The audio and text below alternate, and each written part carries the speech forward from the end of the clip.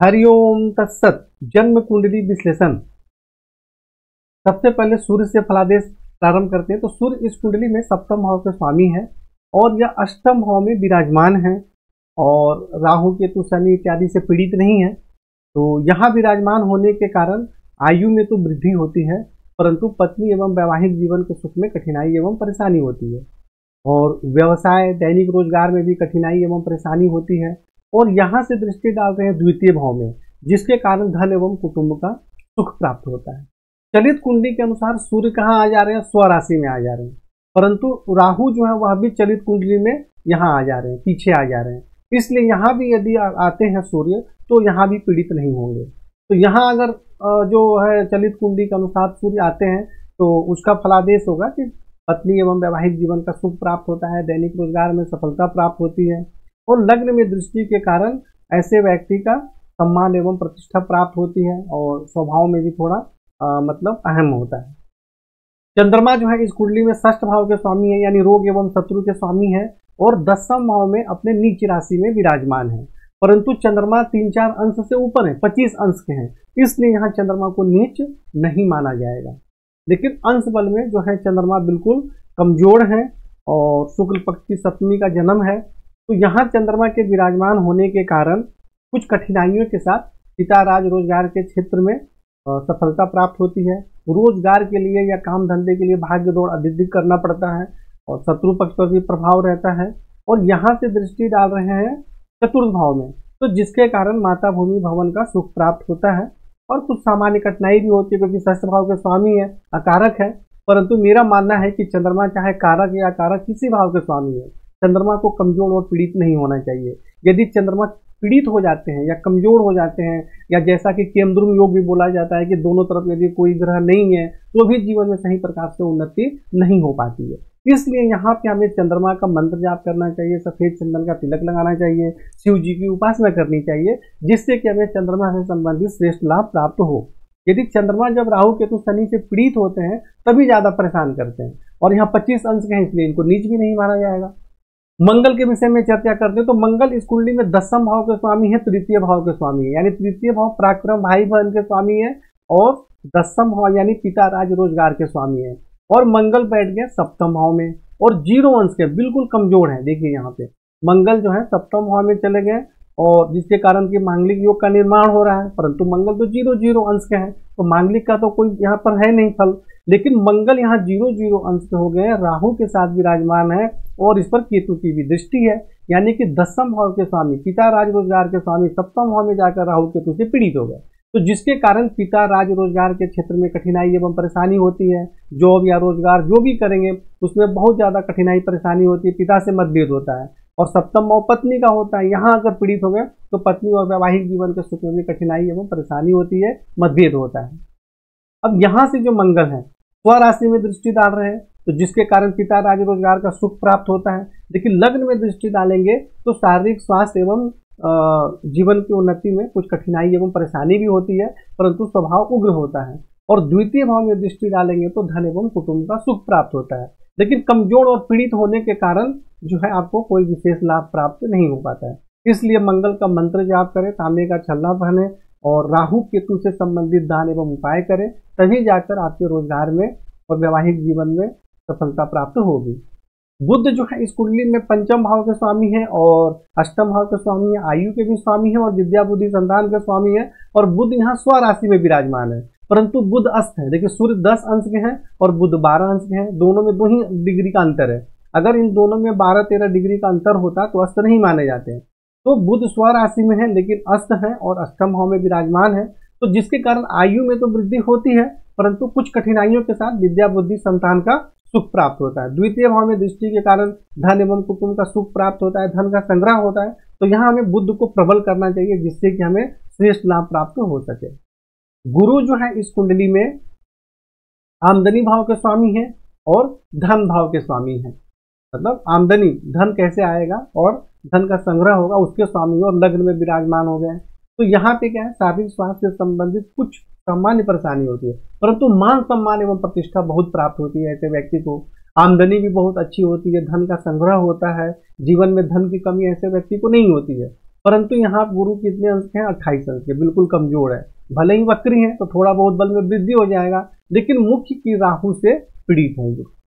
सबसे मुख्य बात क्या है कि गुरु जो है उनको सिर्फ राहु ही पीड़ित करते हैं, बाकी कोई ग्रह से गुरु पीड़ित वैसे विशेष नहीं होते हैं। लेकिन राहु के कारण पीड़ित हो गए गुरु, तो क्या होगा? आमदनी सही प्रकार से नहीं होगी, धन का संग्रह भी सही प्रकार से नहीं होगा, और स्वास्थ्य और जीवन की उन्नति में भी कठिनाई एवं परेशानी होगी। तो इसलिए यहाँ पर गुरु का मंत्र जाप करें, हल्दी केसर का तिलक लगाएं, और भी जो उपाय बताए गए हैं वह करें, और राहु से संबंधित दान एवं उपाय करें।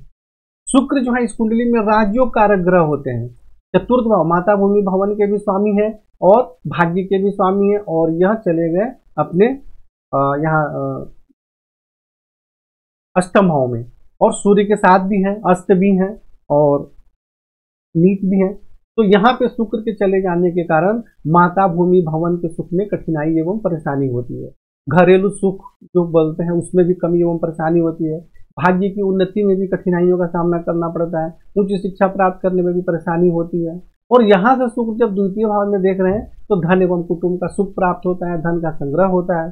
परंतु सूर्य तो 2 अंश के हैं, अस्त भी है, तो फिर कैसे इसका लाभ प्राप्त होगा? तो इसलिए इसका मतलब रत्न धारण करना अत्यंत ही आवश्यक है। बहुत सारे व्यक्ति बोलते हैं अष्टम में चला गया तो उसका रत्न मत धारण करो, नीच राशि में गया तो रत्न मत धारण करो। तो भाई सबसे पहले आप ये समझिए कि रत्न क्यों धारण करते हैं? ग्रहों को प्रबल करने के लिए, उसको बल देने के लिए। तो जब नीच राशि में ग्रह आते हैं तो कमजोर हो जाते हैं, और जब अष्टम भाव में जाते हैं ग्रह तब भी कमजोर हो जाते हैं। तो कमजोर को ही तो प्रबल करने के लिए रत्न धारण किया जाता है। तो ये क्या पता कहाँ से इन्होंने नकली ज्ञान लेकर आया है और कितने लोगों को भ्रमित करते रहते हैं। तो जब तक आप ओपल नहीं धारण करेंगे जीवन का उन्नति सही प्रकार से जीवन में होगी नहीं, ये समझ लें आप। और वैसे भी चलित कुंडली के अनुसार शुक्र आ जा रहे हैं यहाँ पर सप्तम भाव में। तो यहाँ चलित कुंडली में आने के कारण कुछ कठिनाइयों के साथ पत्नी एवं वैवाहिक जीवन का सुख प्राप्त होता है, लेकिन लग्न में दृष्टि के कारण शारीरिक स्वास्थ्य, सौंदर्य, सम्मान एवं प्रतिष्ठा में वृद्धि होती है। यहाँ आप जान लीजिए कि आपको शुक्र को प्रबल करेंगे तभी जाकर जीवन में सही प्रकार से उन्नति होगी, क्योंकि राजयोग कारक ग्रह शुक्र है। और अष्टम भाव में नीच राशि में कमजोर, अस्त, कितने तरीके से पीड़ित हो गए, यह समझना आपको जरूरी है। शनि जो है इस कुंडली में लग्नेश है और व्यवभाव के या विदेश के या खर्च के कहिए या मोक्ष के कहिए, जो भी है इन सब के स्वामी हैं। और शनि यहाँ पर नीच राशि में बैठे हुए हैं और 8 अंश के हैं, परंतु शनि यहाँ वक्री है। देखिए शनि जो है वक्री है, तो कोई भी ग्रह यदि नीच राशि में विराजमान होते हैं और वक्री हो जाते हैं तो उसको नीच भंग माना जाता है।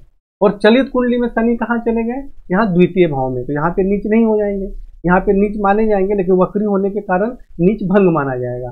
तो यहाँ विराजमान होने के कारण पराक्रम में वृद्धि होती है, भाई बहन का सुख कुछ कठिनाइयों के साथ प्राप्त होता है, और शारीरिक स्वास्थ्य, सौंदर्य, जीवन की उन्नति में सफलता प्राप्त होती है। और पंचम भाव में दृष्टि के कारण विद्या, बुद्धि, संतान का सुख प्राप्त होता है। और नवम भाव में दृष्टि के कारण भाग्य की विशेष उन्नति होती है। आप धर्म का पालन भी करते हैं, साधना में भी आपका ध्यान लगता है, उच्च शिक्षा भी प्राप्त होती है। और द्वादश भाव में दृष्टि के कारण बाहरी स्थानों के संपर्क से भी जीवन में सफलता प्राप्त होती है। तो यहाँ पे शनि जो है आपको अच्छा ही लाभ दे रहे हैं।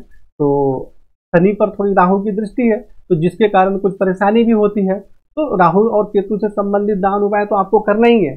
शनि से संबंधित जो कुछ आपको उपाय कुछ बताए गए मंत्र जाप इत्यादि करने के लिए, तो वह आपको करना आवश्यक है। राहु यहाँ पर सप्तम भाव में विराजमान है मंगल के साथ, जैसा कि मैंने पहले बताया। तो यहाँ विराजमान होने के कारण पिता, राज्य, रोजगार, पत्नी, वैवाहिक जीवन, दैनिक रोजगार, व्यवसाय, इन सभी क्षेत्रों में कठिनाई एवं परेशानियों का सामना करना पड़ता है। यहाँ से जब एकादश भाव में दृष्टि देखते हैं तो आमदनी प्राप्त करने में कठिनाई एवं परेशानी होती है। यहाँ पे राहु की जो दृष्टि होती है कई बार गलत तरीके से और अच्छा धन कमाने के लिए भी प्रेरित करती है। तो इन सब चीजों से बचना चाहिए, वरना जीवन में परेशानी में फंस सकते हैं। और लग्न में गुरु पर दृष्टि के कारण आमदनी प्राप्त करने में भी परेशानी होती है, धन का संग्रह भी सही नहीं होता है, कुटुंब से भी सहयोग नहीं प्राप्त होता है, और शारीरिक स्वास्थ्य, सौंदर्य, जीवन की उन्नति में भी कठिनाई एवं परेशानी होती है। तृतीय भाव में दृष्टि के कारण पराक्रम में तो वृद्धि होती है, परंतु भाई बहन के सुख में परेशानी एवं मतभेद होता है। और शनि को पीड़ित के कारण स्वास्थ्य से संबंधित भी परेशानी होती है। तो राहु से संबंधित दान एवं उपाय करना है। इसका रत्न बिल्कुल भी गलती से भी नहीं धारण करना और किसी को नहीं धारण करना चाहिए।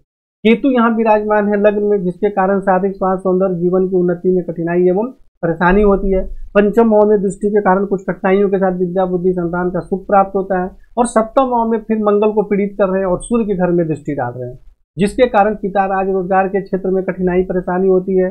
वैवाहिक जीवन में परेशानी होती है और मूत्रेंद्रिय यानी यूरिन से संबंधित बीमारी होने की संभावना बहुत ज़्यादा होती है। तो ऐसा कुछ भी लक्षण दिखे तो तुरंत योग्य डॉक्टर से आपको इलाज कराना चाहिए। 9वां भाव में दृष्टि के कारण भाग्य की उन्नति होती है, आप धर्म का पालन करते हैं और उच्च शिक्षा भी प्राप्त होती है। तो इस प्रकार आपको सभी ग्रहों का फलादेश मैंने बता दिया और आपकी कुंडली में भी विस्तार से अलग अलग फलादेश लिखे गए हैं। उसको समझाने के लिए ही आपको यहाँ पे वीडियो बनाया गया। अब आप उस कुंडली को भी देखें, इस वीडियो को भी देखें और फिर आप उसके बाद भी आपको नहीं समझ में आती है तो आप हमसे फोन करके चर्चा करें और भी विस्तार से आपको जो नहीं समझ में आएगी उसे समझाया जाएगा। हरिओम तत्सत।